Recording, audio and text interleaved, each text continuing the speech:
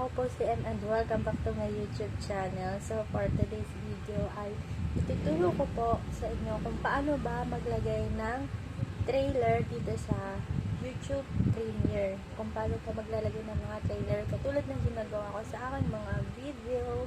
And for today's video ay shout out ko muna po si Baroro TV. Shout out! At kung di pa kayo nakasubscribe sa kanyang YouTube channel, please subscribe na rin po sa kanyang YouTube channel. Taga dito lang po yan sa amin para hindi pa kami nagkita. Taga dito ilang hakbang lang yung bahay nila pero hindi pa kami nagkita. Ayan, shout out po sa iyo, Kuya Baroro TV. Shout out at maraming salamat sa lahat ng patuloy na nanonood at sumusuporta sa aking YouTube channel. Shout out sa YouTube Aspirants Family. Thank you so much. At yan, papakita ko na kung paano po maglagay ng trailer dito sa aking mga Premiere, YouTube Premiere. Thank you so much. So keep on watching po. Thank you. At yan, unang-una pong gagawin ay punta muna po tayo sa ating Google Chrome. Go to Google Chrome.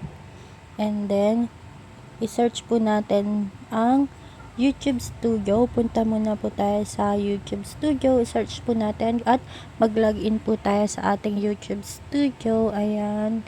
Search YouTube Studio. Then, pag na-search nyo na po, mag-login lang po kayo. At yun sa akin po, naka-login na. Kaya, lumilitaw na po ang aking YouTube Studio. Ayan, punta lamang po tayo sa ating mga video. Ayan, go to video. Then, i-click po natin, itap po natin yung video na naka-premiere. Tap yung video na naka-premiere. Ito po yun sa akin, yung may gummies lollipop. I-premiere and then go to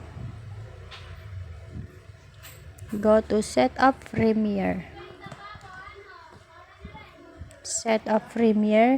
Then, pwede din nating lagyan yan ng mga countdown theme. Kung gusto nyo po ibahin ang mga theme sa inyong Premiere, pwede nyo pong baguhin. At pati yung minutes, pwede nyo rin pong baguhin kung ilang minutes yung gusto nyo ilagay.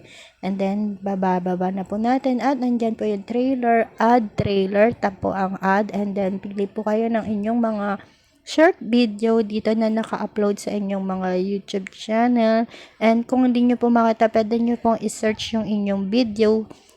Punta lamang po kayo sa search at makikita nyo po doon. Ayan, nakalagay na po ang aking trailer and then save lamang po.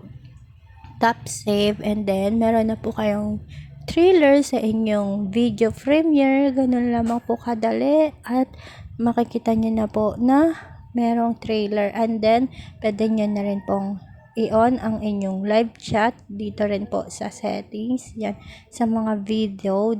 Bababa nyo lamang po at makikita nyo po ang live chat replay. Yan, tap nyo lamang po at makikita nyo na po naka-on na po ang inyong live chat premiere. After ng video nyo ay naka-live chat premiere na po siya. Maraming salamat and save lamang po. Thank you so much.